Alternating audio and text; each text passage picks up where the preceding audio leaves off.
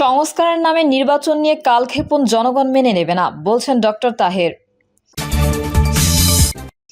আমরা সংস্কারও চাই, নির্বাচনও চাই, বললেন সাকিব। মুজিব আর জিয়া এক জিনিস নয়, বললেন দুদু।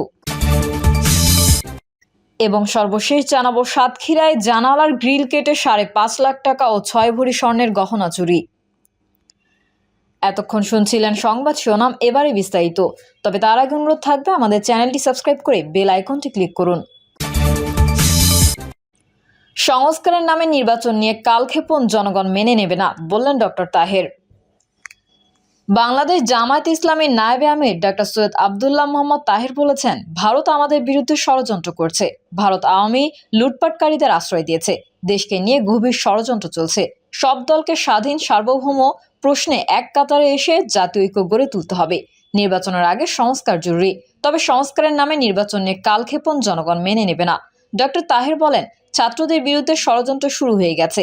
সেই ষড়যন্ত্র মোকাবেলা করতে আমাদের সজাগ থাকতে হবে। দুর্নীতি ও ফ্যাসিবাদ মুক্ত বসবাসযোগ্য যে বাংলাদেশ চেয়েছিল ছাত্ররা, সেই ছাত্রদের সঙ্গে এখন তর্কে জড়াচ্ছে একটি চক্র। তিনি বলেন, ফ্যাসিস্ট আওয়ামী লীগের আসল দেশ এই দেশ নয়, তাদের আসল দেশ হচ্ছে ভারত। এদেশের সম্পদ লুটপাট করে তারা ভারতে পালিয়ে গেছে। যে ভারত বাংলাদেশের স্বাধীনতা প্রতিষ্ঠিত হোক কখনো সহ্য করেনি, সেই ভারতের দিকে মাথা ঝুঁকিয়ে ক্ষমতায় আসার কারো কোনো প্রচেষ্টাকে মেনে নেবে না বাংলাদেশের জনগণ।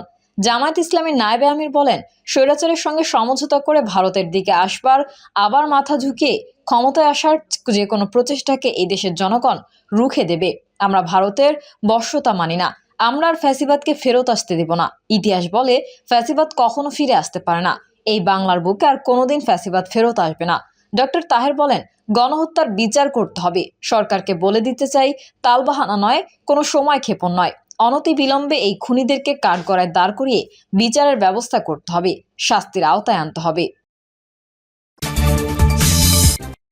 আমরা সংস্কারও চাই, নির্বাচনও চাই, বললেন সাকিব। গণসংহতি আন্দোলনের প্রধান সমন্বয়ক জোনায়েদ সাকিব বলেছেন, সংস্কারের পক্ষ নিয়ে কেউ যদি নির্বাচনকে বিলম্বিত করার কথা বলে, সেটা মানুষ মেনে নেবে না। আবার নির্বাচনের কথা বলে সংস্কার যদি আড়াল হয়ে যায়, সেটাও মানুষ গ্রহণ করবে না। আমরা সংস্কারও চাই, আবার নির্বাচনও চাই। তিনি বলেন, সংস্কার এবং নির্বাচন নিয়ে একটি মুখোমুখি অবস্থা তৈরি করা হয়েছে। আমরা মনে করি সংস্কার এবং নির্বাচন কোনো মুখোমুখি ব্যাপার নয়। নির্বাচনের জন্য সংস্কার দরকার, আবার সংস্কার শেষ করে নির্বাচন দরকার। তিনি আরো বলেন, বাংলাদেশ কোন পথে যাবে এই সরকারের কাছে বিরাট এক দায়িত্ব। বাংলাদেশে যাতে আর কোনো ফ্যাসিস্ট শাসন কায়েম করতে না পারে, ফ্যাসিস্টের পলায়নের সঙ্গে সঙ্গে ফ্যাসিস্ট ব্যবস্থাকে আমরা যেন বিদায় জানাতে পারি, তার জন্য মানুষ রক্ত দিয়েছে। সেটা যদি আমরা বাস্তবায়ন করতে চাই, তাহলে আমাদের সকলের মধ্যে ঐক্য রক্ষা করতে হবে।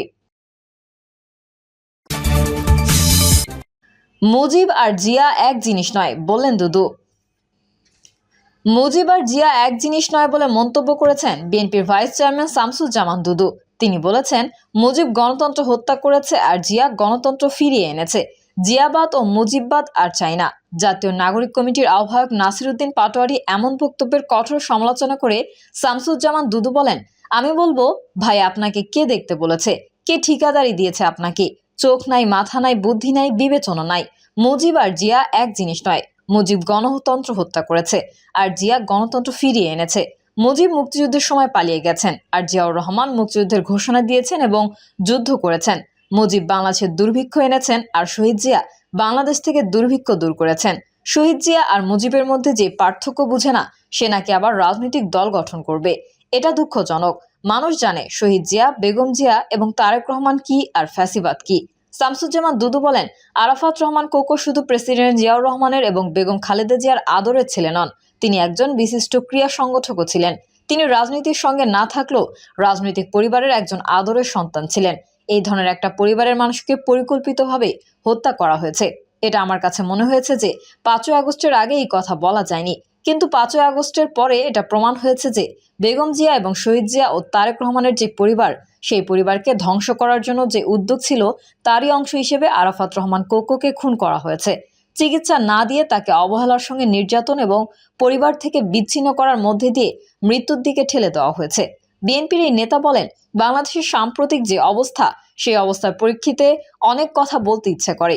গত 17 বছর ধরে দেশে যে সীমাহীন লুটপাট হয়েছে, এত লুটপাট পৃথিবীর আর কোথাও হয়নি।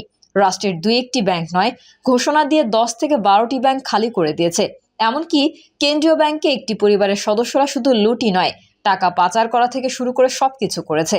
এই পরিবার বুঝিয়েছে চুরি করাই তাদের কাজ, ডাকাতি করাই তাদের কাজ। সেই পরিবারের শেখ মুজিবুরের ছেলে শেখ কামাল ব্যাংক ডাকাত হিসেবে স্বীকৃতি পেয়েছিল। তিনি বলেন, বিরোধী মতকে দমনের জন্য শেখ মুজিব রক্ষী বাহিনী নিয়েছিলেন। তিনি 40 থেকে 50 হাজার মানুষকে খুন, গুম, নিখোঁজ করেছেন। সিরাজ শিকদারের মতো ব্যক্তিকে শেখ মুজিব শুধু হত্যাই করেননি, জাতীয় সংসদে দাঁড়িয়ে দম্ভের সঙ্গে বলেছেন, আজ কোথায় সিরাজ শিকদার?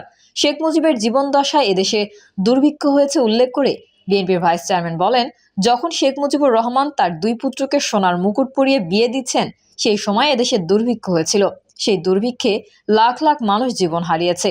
এর মধ্যে দিয়েই শুধু শেষ নয়, তার পরের ধাপ ছিল শেখ মুজিব কাউকেই রাজনীতি করতে দিবেন না, কাউকে কথা বলতে দিবেন না, লিখতে দিবেন না। এরপর তিনি একটি দল বানালেন এবং বাকি সবগুলো দল নিষিদ্ধ করে দিলেন। সেই দলটি ছিল বাকশাল। তারপরে তার যে পরিণতি হয়েছিল সেটিকে অনেকে ভয়ঙ্কর বলে, অনেকে নির্মম বলে। ভয়ঙ্কর, নির্মম এর চেয়েও আরেকটি জিনিস হলো, শেখ মুজিব রাজনীতি নিয়ে ছেলে খেলা করেছিলেন। রাজনীতি প্রতিশোধ ভয়ঙ্কর, সেটি তার মরণ ঘটিয়েছে। ছাত্রদলের সাবেক এই সভাপতি আরো বলেন, শেখ মুজিবরের কন্যা শেখ হাসিনা দম্ভ করে বলতেন, মুজিব কন্যা কখনো পালায় না। এখন কিভাবে পালালেন সেটা সবাই দেখেছেন। বিশ্বে এরকম নজির নেই। তার বোন শেখ রেহানা এবং তার 3 সন্তান সবাই চোর। বাংলাদেশের মানুষ তারেক রহমানকে প্রধানমন্ত্রী হিসেবে দেখতে চায় মন্তব্য করে দুদু বলেন, এটাই সত্য।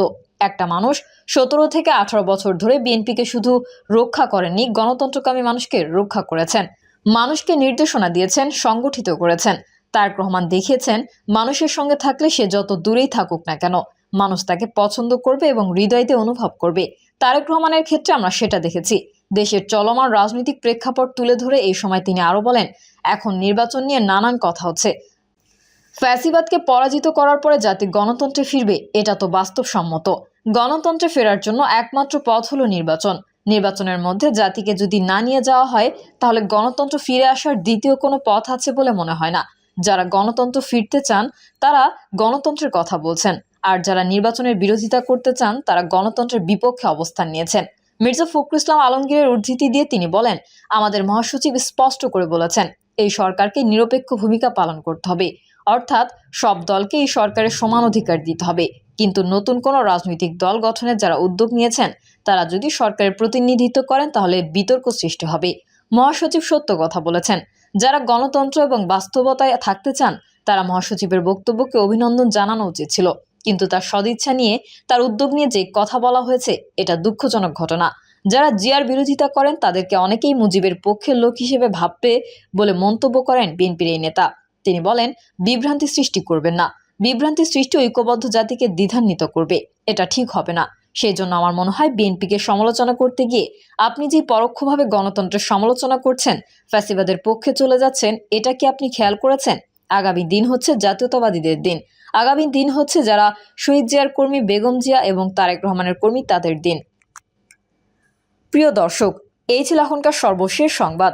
আপডেট ও সংবাদ পেতে চ্যানেলটি সাবস্ক্রাইব করে বেল আইকনটি ক্লিক করুন।